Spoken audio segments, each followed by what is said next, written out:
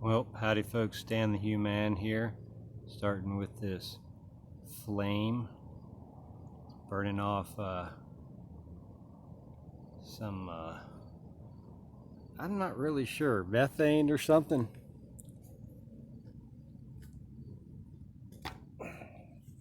Alright, that should give you guys some good views here.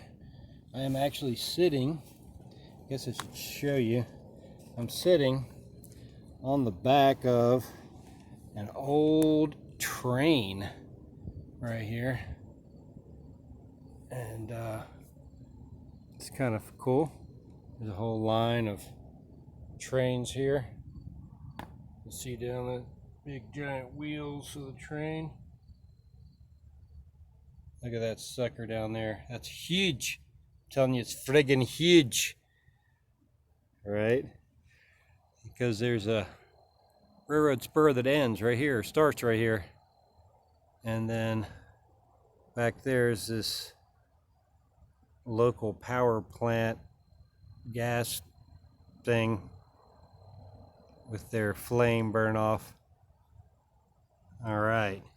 So guys, I know this is a strange one so far, but we are reading chapter 3 of The Knight in Rusty Armor by Robert Fisher. So let's get on with it. I hope you have your drink and your hors d'oeuvres ready, and you can just sit back and enjoy the tale. Chapter 3, The Path of Truth. When the knight awoke, Merlin was sitting quietly beside him. "I'm sorry I acted so unknightly," said the knight. My beard got all soggy," he added in disgust. "Do not apologize," said Merlin. "You have just taken the first step toward getting out of your armor." What do you mean?" "You'll see," replied the magician. He stood up. "It is time for you to go." This disturbed the knight. He had come to enjoy staying in the woods with Merlin and the animals.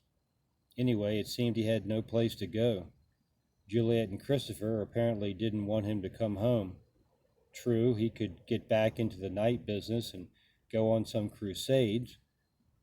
He had a good reputation in battle, and there were several kings who would be happy to have him, but fighting no longer seemed to have any purpose. Merlin reminded the knight of his new purpose, to get rid of his armor. "Why bother?" asked the knight morosely. "It doesn't matter to Juliet and Christopher whether I get off my armor or not." "Do it for yourself," suggested Merlin. "Being trapped in all that steel has caused you a lot of problems, and things will only get worse as time goes by. You could even die of something like catching pneumonia from a soggy beard."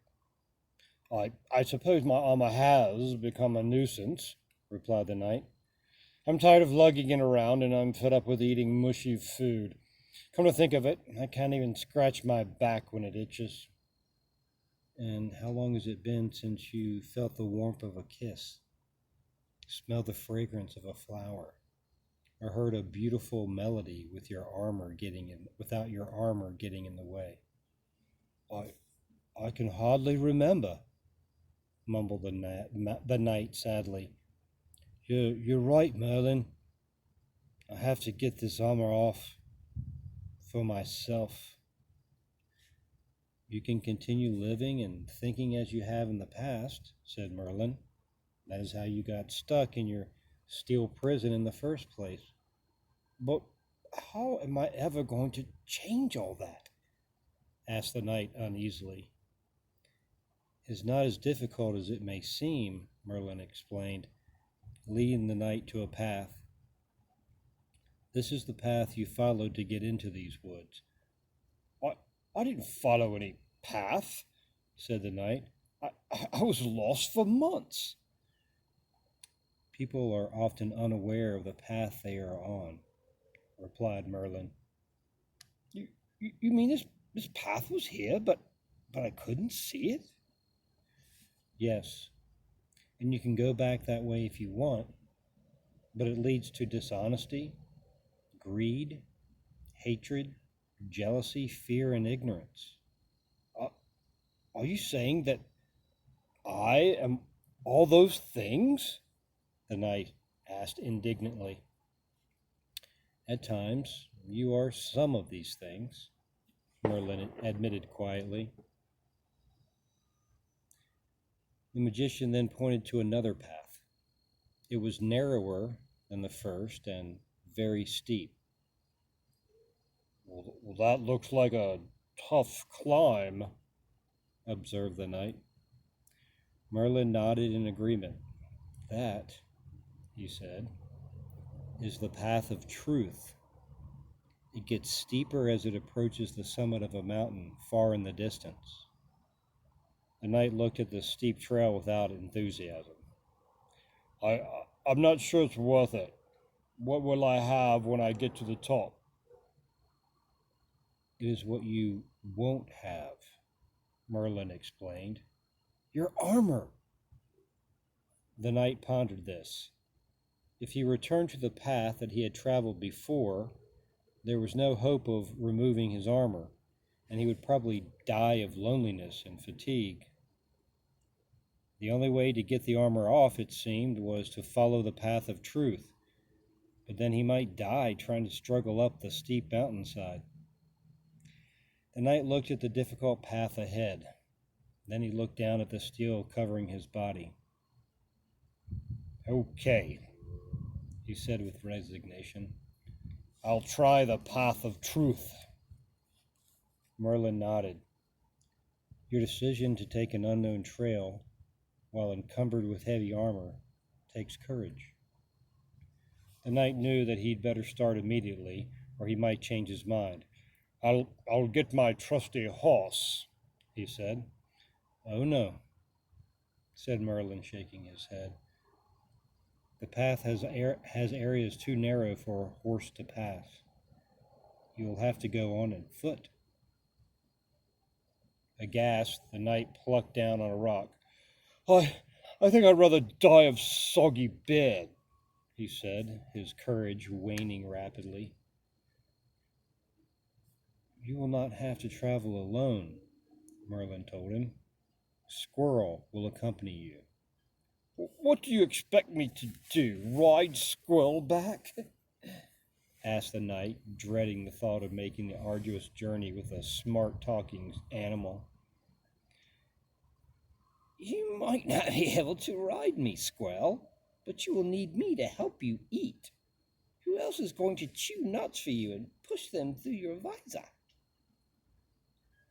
Rebecca flew over from a nearby tree where she'd heard the conversation and landed on the knight's shoulder. I'll go with you too. I've been to the top of the mountain and I know the way, she said. The willingness of the two animals to help gave the knight the courage he needed. Well, isn't this something, he said to himself. One of the top knights in the kingdom needing courage from a squirrel and a bird. He struggled to his feet, signaling to Merlin that he was ready to begin his journey. As they walked towards the path, the magician took an exquisite gold key from his neck and gave it to the knight. This key will open the doors to 3 castles that will block your path. I know, cried the knight eagerly. There will be a princess inside each castle, and I'll slay the dragon, guarding her and rescue and... Enough! Merlin broke in. There will be no princesses in any of these castles. Even if there were, you are in no shape just now to be rescuing anyone. You have to learn to save yourself first. Thus reprimanded, the knight grew quiet while Merlin continued. The first castle is named Silence, the second, Knowledge, and the third, Will and Daring. Once you enter them, you will find your way out, only after you have learned what you are there to learn. From the knight's point of view, this didn't seem like nearly as much fun as rescuing princesses. Besides, at the moment, castle tours didn't really appeal to him. Why can't I just go around the castles? He asked sulkily. If you do, you'll stray from the path, and you are certain to get lost. The only way you can get to the top of the mountain is to go through these castles, Merlin said firmly. The knight sighed deeply as he gazed up the steep, narrow trail. It disappeared between tall trees that jutted up towards some low-hanging clouds. He sensed that his journey was going to be much more difficult than a crusade.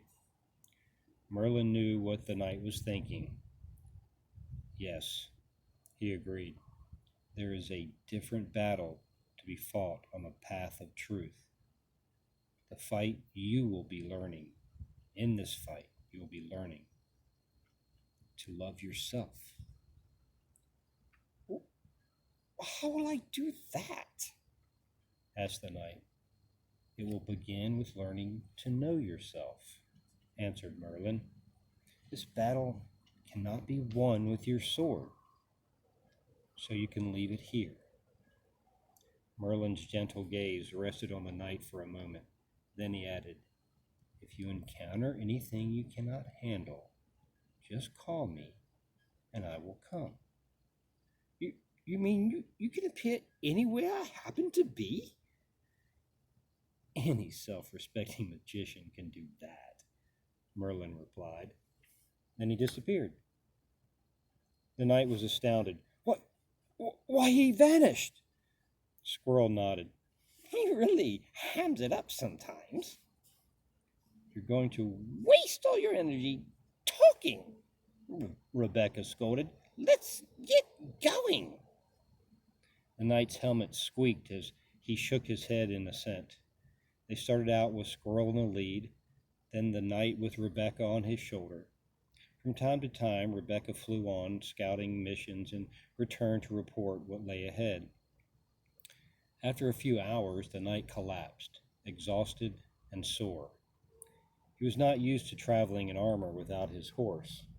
Since it was almost dark anyway, Rebecca and Squirrel decided they might as well stop there for the night. Rebecca flew among the bushes and returned with some berries, which she pushed through the holes in the knight's visor. Squirrel went to a nearby brook and filled some walnut shells with water, which the knight drank through the straw that Merlin had given him. Too tired to stay awake for the nuts, Squirrel was preparing the next. The knight fell asleep. He was awakened the next morning by the sun shining in his eyes. Unaccustomed to the glare, he squinted. His visor had never before allowed in so much light. As he was trying to figure out this phenomenon, he became aware that Squirrel and Rebecca were looking at him, excitedly chattering and cooing. Pushing himself to a sitting position, he suddenly realized he could see more than he had the day before, and he could feel the cool air against his face. Part of his visor had broken off and fallen away. How did that happen? He wondered. Squirrel answered with unspoken question. It rusted and fell off. But how? Asked the knight.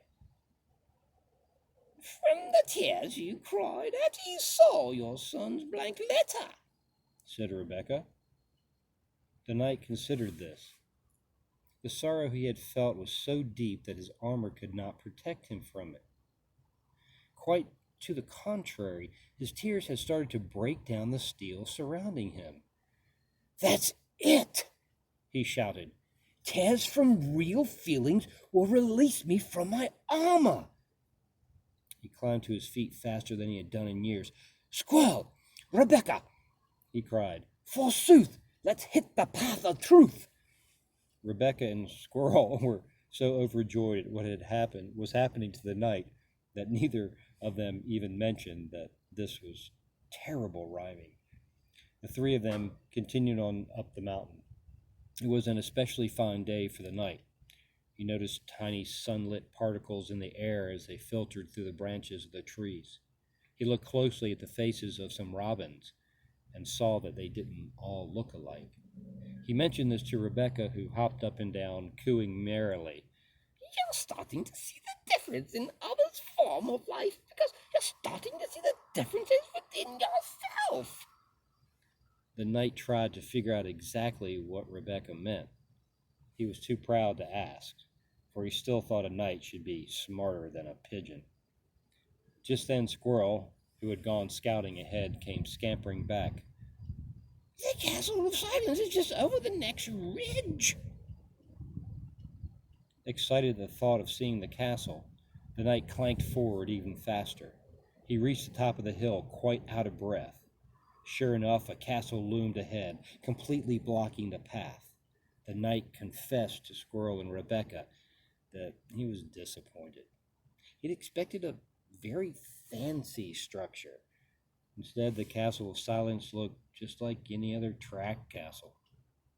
Rebecca laughed and said, When you learn to accept instead of expect, you'll have fewer disappointments. The knight nodded at the wisdom of this. I've spent most of my life being disappointed. I remember lying in my crib thinking I was the most beautiful baby in the whole world. Then my nurse looked down at me and said, You have a face only a mother could love. I wound up being disappointed in myself for being ugly instead of beautiful, and I was disappointed in the nurse for being so impolite.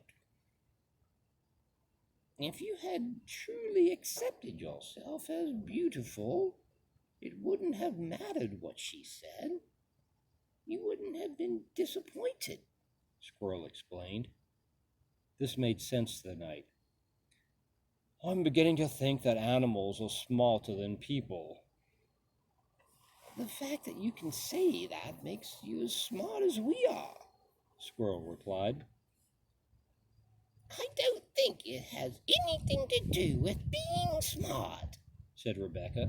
Animals accept and humans expect. You'll never hear a rabbit say, I expect the sun to come out this morning so I can go down to the lake and play. If the sun doesn't come out, it won't ruin the rabbit's whole day. He's happy just being a rabbit. The knight mulled this over.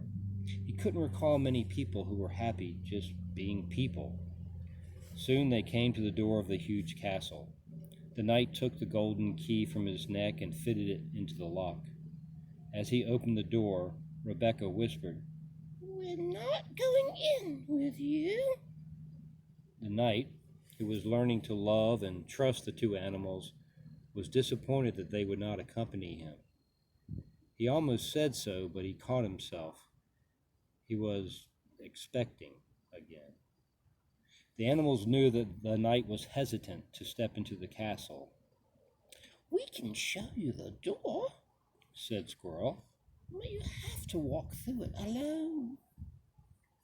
As Rebecca flew off, she called cheerily, We'll meet you on the other side.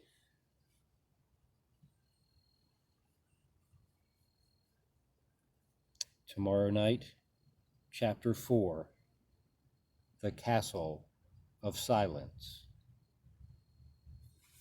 From Robert Fisher's The Knight in Rusty Armor. Well, this turned out to be pretty beautiful, folks. So, if I can not rock the camera here too much and pick it up and give you kind of a panning around what's going on. You can see the fire going over there.